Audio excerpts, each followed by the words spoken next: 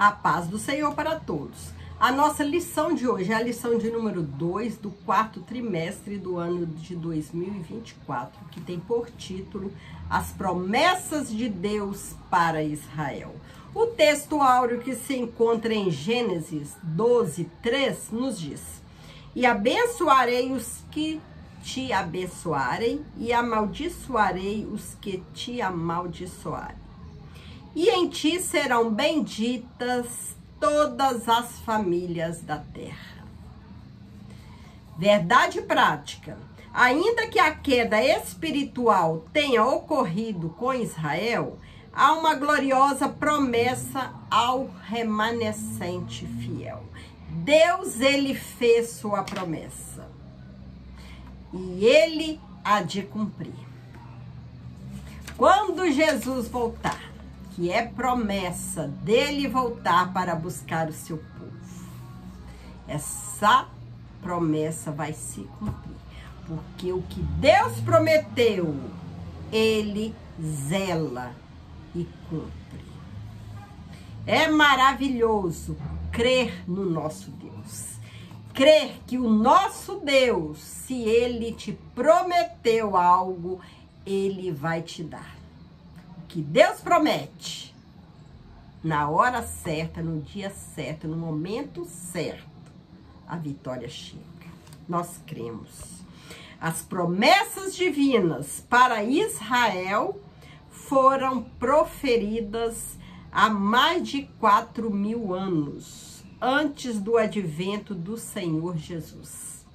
Tudo começou quando Deus chamou Abrão e fez-lhe promessas a respeito do divino propósito de formar uma grande nação. Nessa chamada está implícita as promessas para Israel como nação ímpar dentre todos os povos da terra, a fim de, uma forma especial, cumprir os propósitos divinos para a humanidade.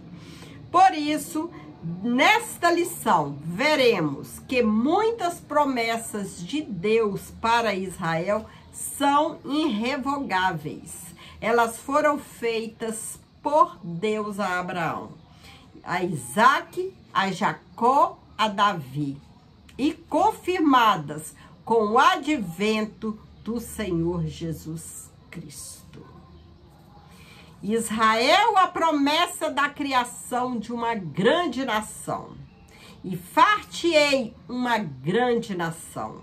Essa promessa tinha como objetivo mostrar a Abrão o propósito de Deus em formar a partir dele uma grande nação.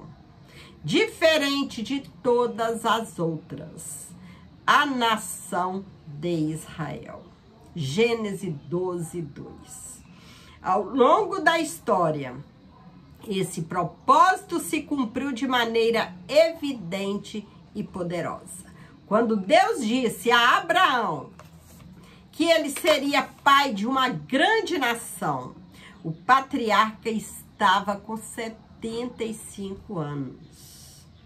E sua esposa Sara, além de estar com a idade avançada, ela era estéril. Anos depois, Deus renovou sua promessa de criar uma grande nação a partir de Abraão. Deus, ele quando promete, ele faz do impossível possível, porque ele é Deus. Deus abre porta onde não há porta para o seu povo passar. Deus, ele é lindo, ele é todo poderoso. Nas suas mãos está todo o poder. É por isso que nós nos alegramos, nos sentimos seguros servindo ao Senhor, por sermos chamados de filho de Deus. E sabemos que ele nos protege, nos segura, nos guarda. E um dia nos levará para morar com ele no céu. Aleluia, Jesus. Deus é lindo, maravilhoso. E abençoar-te-ei, engrandecerei o teu nome, e tu serás uma bênção. Deus desejou promover o nome de Abrão numa dimensão jamais imaginada pelo patriarca. Entretanto, a promessa não era meramente materialista. A bênção material deveria carregar um testemunho espiritual. Deus, ele, quando promete, quando abençoa o seu povo, além de abençoar materialmente, ele abençoa espiritualmente. Por isso, se Deus te prometeu, ele vai cumprir. Mesmo que a promessa, que o que ele prometeu pelos olhos humanos, nós não vemos saída. Mas creia que Deus, ele é o Senhor do impossível. É ele que manda em tudo, é ele que governa tudo. É ele que está acima de tudo e de todos. E ele pode tudo, tudo que ele quiser, ele pode, porque ele é Deus. Nenhuma nação teria dúvida de que era Deus que faria isso com Abraão. Era uma promessa por demais significativa, pois Abrão era de uma família idólatra. Gênesis 12:1. E Deus o escolheu para ser pai de um povo que ainda surgiria, que é o povo de Israel. A história hebreia comprova que o patriarca Abraão foi de fato uma grande bênção para os israelitas. Deus, ele usa quem ele quer, o instrumento que ele quer para abençoar o seu povo. E abençoarei os que te amaldiçoarem, e amaldiçoarei os que te amaldiçoarem. Essa foi uma promessa dupla, de bênção e também de maldição. Na verdade, Abraão seria uma grande influência para os que se relacionavam com ele. De modo que Deus abençoaria os que auxiliassem Abraão e castigaria quem o amaldiçoasse. Esse evento faria de Abraão uma influência mundial que perduraria em sua posteridade. Além disso, essa promessa é confirmada no livro de Números. Benditos que te abençoarem, e malditos os que te amaldiçoarem. A bênção de Deus, quando chega em nossa vida, ela alcança até as pessoas que estão ao nosso redor. Todos, quando ele manda chuva de bênçãos, todos que estão ao nosso redor também são beneficiados. Glória a Deus. Deus é maravilhoso. E em ti serão benditas todas as famílias da terra. Essa promessa é considerada uma segunda profecia das Escrituras a respeito do Senhor Jesus. A primeira está registrada em Gênesis 3:15. Podemos ter essa confirmação por meio da carta de Paulo aos Gálatas, em que uma bênção espiritual viria por meio de um descendente de Abraão, o pai dos israelitas. Essa bênção diz respeito ao advento do Senhor Jesus Cristo, sua boa notícia oferecida a todas as nações. E Jesus, ele veio, ele nasceu, ele sofreu, ele morreu para nos dar direito à salvação. É por isso que eu estou aqui hoje, é por isso que você está aí hoje. É graças ao nosso Senhor Jesus, ao infinito amor de Deus por nós, que enviou o seu Filho único, unigênito, para sofrer, morrer em uma cruz, para nos dar direito à salvação. Mas Deus, ele é poderoso, ele é maravilhoso.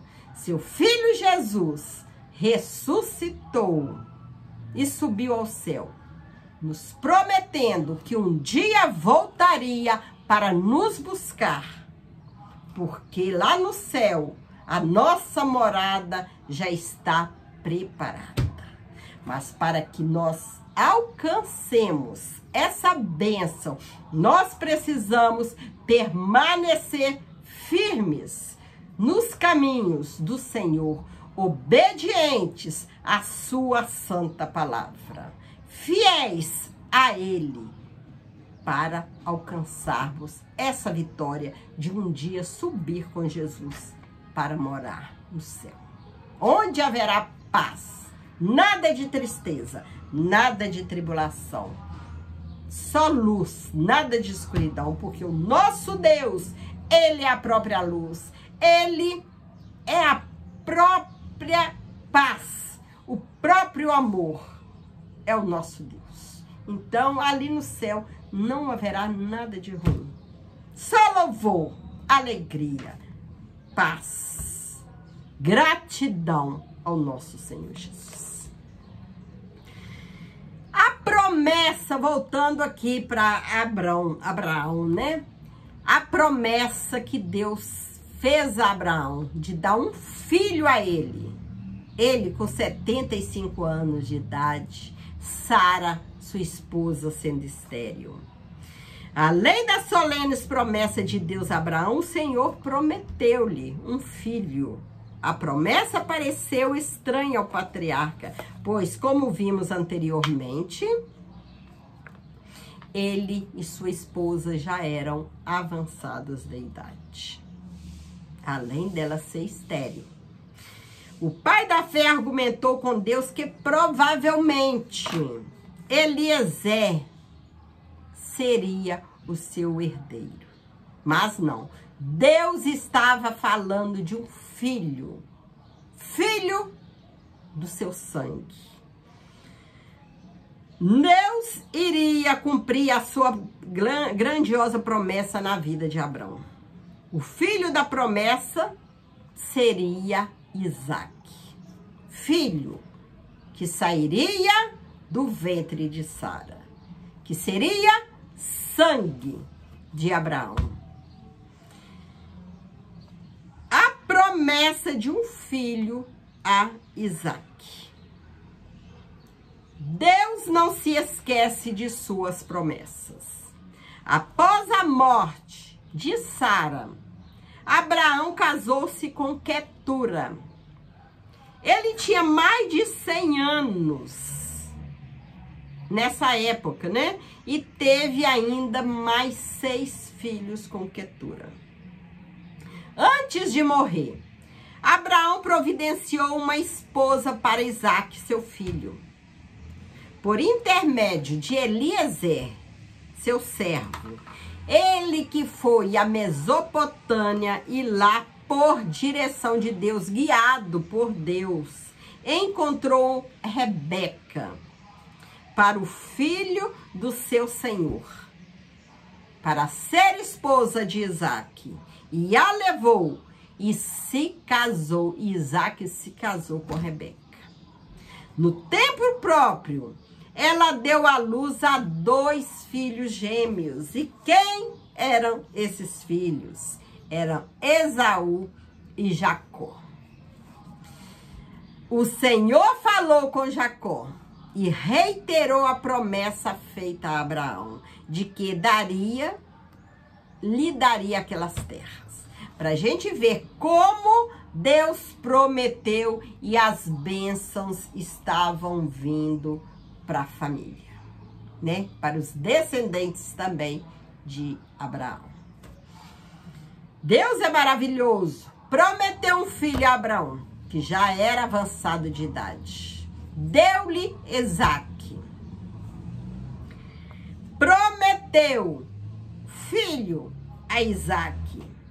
E no tempo certo, deu filhos gêmeos, Esaú e Isaac. E a promessa sendo renovada, o Senhor falou com Jacó e reiterou a promessa feita a Abraão, de que lhe daria aquelas terras. Isaac foi considerado o herdeiro da promessa. E por isso, antes de morrer, concederiam bênçãos para seus filhos. Esaú, ele perdeu o direito da primogenitura, né? Trocou o direito da primogenitura por um prato de comida, né? Enganou a seu pai. Esaú perdeu o direito de primogenitura, pois trocou por um prato de comida, né? Perdeu. Orientado por seu pai, Jacó foi à casa de Labão, onde se casou com Raquel, que era estéril. Por estratégia de Labão, Jacó se uniu com Leia e teve 6 filhos com ela. Mais tarde, Deus abriu a madre de Raquel e esta concedeu 2 filhos. Com sua serva Bila, Jacó teve 2 filhos. Com Zilpa, serva de Leia, mais 2 filhos, perfazendo as 12 tribos de Israel. E teve mais uma filha com Leia, que foi Diná. Gênesis 30, versículo 20 ao 21. Então, a promessa de Deus a Abraão foi se cumprindo, de acordo com o tempo e a hora de Deus. Tudo se cumprindo maravilhosamente. A promessa do reino do Messias. Por intermédio do profeta Isaías, Deus falou que o Messias nasceria da descendência de Jessé. Jessé, que foi o pai de Davi, para redimir Israel e a humanidade. Por isso, o Senhor Jesus, ele é chamado de o filho de Davi. Em Lucas 18, versículo 37 a 40. O Emanuel, eis que a virgem concederá e dará à luz um menino, e ele será chamado pelo nome de Emanuel, que traduzido é Deus conosco. Mateus, capítulo 1, versículo 23. Isaías 7, 14. As promessas feitas a Abraão culminam na promessa de que o Messias viria para redimir Israel e a humanidade de seus pecados. Jesus, ele veio para que pudéssemos ter o direito de ser salvos. E a todos, né, que queiram aceitar Jesus, que venham até Jesus, sempre haverá um lugar para ele. Que o céu é imenso, há morada no céu para a humanidade toda, que aceitarem Jesus, que forem fiel a Jesus. Todas as pessoas que forem fiel, que seguirem a Jesus, que reconhecer que Jesus é o Salvador, terá morada no céu. Muitas moradas para todos aqueles que creem, que obedecerem a palavra santa do Senhor. Não só Israel, mas nós também temos esse direito. Nos foi concedido esse direito de servir ao Senhor e de ser chamados de filhos de Deus. Glória a Deus por isso, que Jesus é lindo. A queda de Israel. O Novo Testamento mostra claramente a queda de Israel. A nação não conseguiu exercer o papel de nação sacerdotal no meio de outras nações. Por isso, os capítulos 9 ao 11 da Epístola de Paulo aos Romanos, trata-se de algumas questões que muitos cristãos nos dias atuais se fazem hoje. Como as promessas de Deus para Israel podem permanecer válidas até hoje? Uma pergunta. Elas foram revogadas? De fato, Israel permanece em rebelião contra Deus. porque a nação não reconheceu o Senhor Jesus como seu Messias verdadeiro. Jesus, ele veio, mas Israel, ele não reconheceu ele como príncipe, como filho de Deus, porque ele veio na sua simplicidade. Veio como uma pessoa pobre. E eles certamente esperavam que o rei viria vestido de majestade. Mas Jesus, ele veio humilde. E todos aqueles que creram que Jesus é o Filho de Deus, eles terão direito a entrar no céu pelas portas. A tristeza de Paulo por Israel. O capítulo 9 de Romanos revela a demasiada tristeza do apóstolo Paulo pelos judeus, que não reconhecem a Cristo como Filho de Deus. Os judeus que não conhecem a Cristo estão em uma situação muito difícil, pois o Senhor Jesus descende diretamente deles, segundo a carne. Este sentimento de tristeza e, ao mesmo tempo, uma atitude piedosa de sofrer pela salvação dos judeus deve ser um compromisso permanente de cada cristão para a evangelização dos judeus. É um sentimento de tristeza, de piedade, que eu, como serva de Deus, você, como servo de Deus, deve ter. E o que nós podemos fazer, já que nós não podemos ir até lá, é orar pela nação judaica. É orar pelos judeus, porque eles foram escolhidos. Eles são os filhos de Deus, né? É a nação de Deus. É a nação que Jesus veio. Foi do meio deles que Jesus veio, segundo a carne. E nós precisamos orar, jejuar a favor desse povo, para que eles se convertam, que creiam em Jesus, para poder alcançar a salvação. Porque tanto os judeus como os ímpios, para alcançar a salvação, tem que aceitar Jesus, tem que reconhecer Jesus como Filho de Deus, para conseguirem ser salvos. Mas Jesus, ele voltará, e muitos serão salvos. Muitos terão que reconhecer que Jesus é o Salvador, que Jesus é o Filho de Deus. Promessa de salvação a Israel.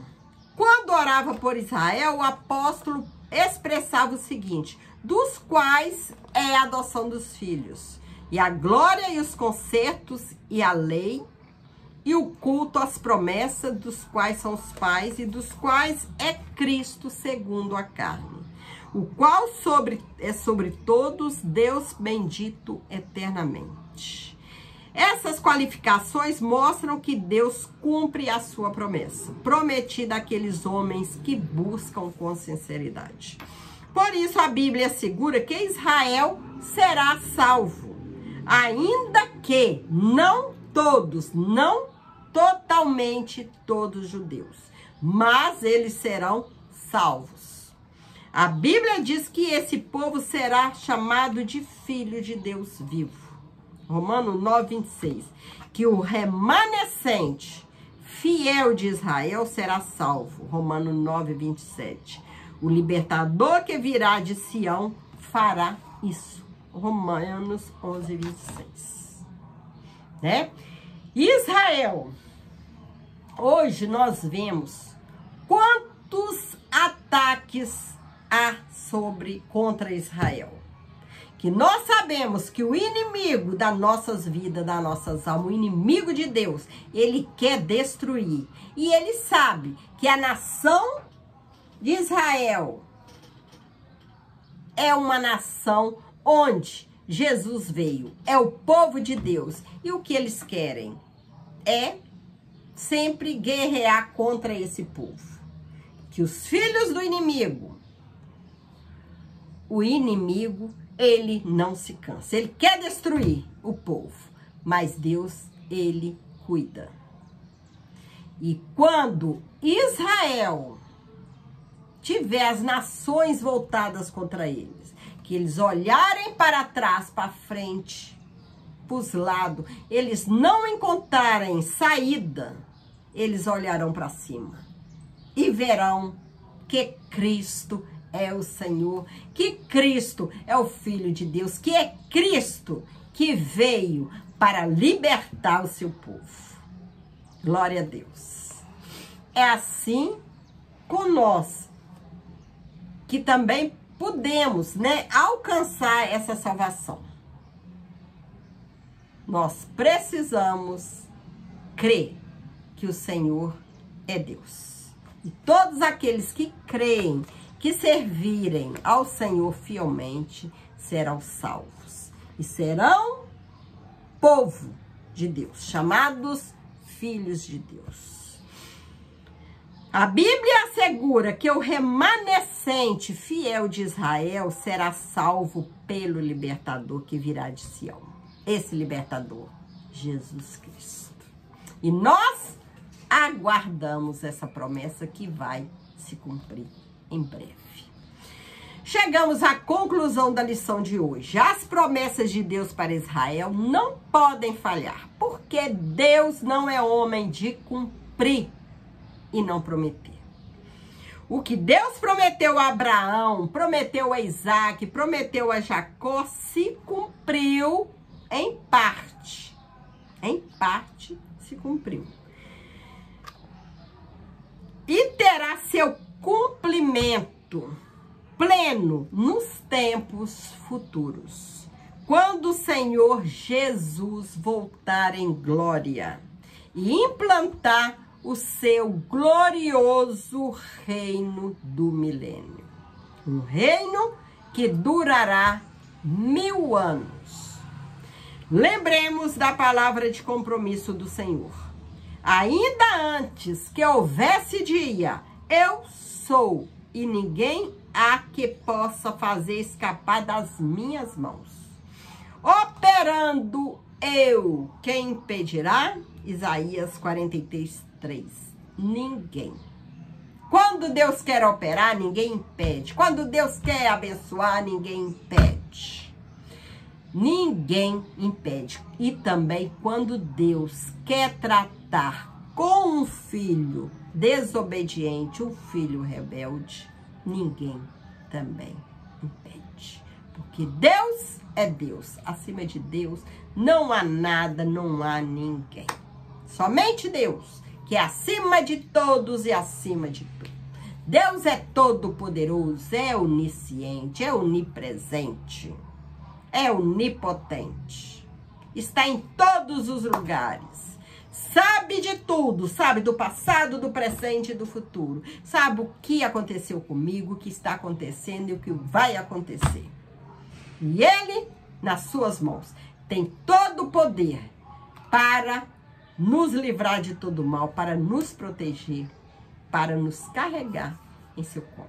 Glória a Deus. É maravilhoso servir ao nosso Deus. Deus, Ele é o nosso Pai. Que o Senhor continue te abençoando, nos abençoando. E nós cremos que o Senhor, Ele vai cumprir tudo o que nos prometeu. Porque o Senhor é maravilhoso. E Ele cumpre a sua palavra. Que o Senhor possa continuar abençoando você, abençoando a sua família, te aumentando a sua fé. A nossa fé, né? Porque nós não podemos perder o céu. Perder essa oportunidade de morar com Jesus no céu. Fique com o Senhor e que o Senhor te abençoe muito, você e sua família. Amém.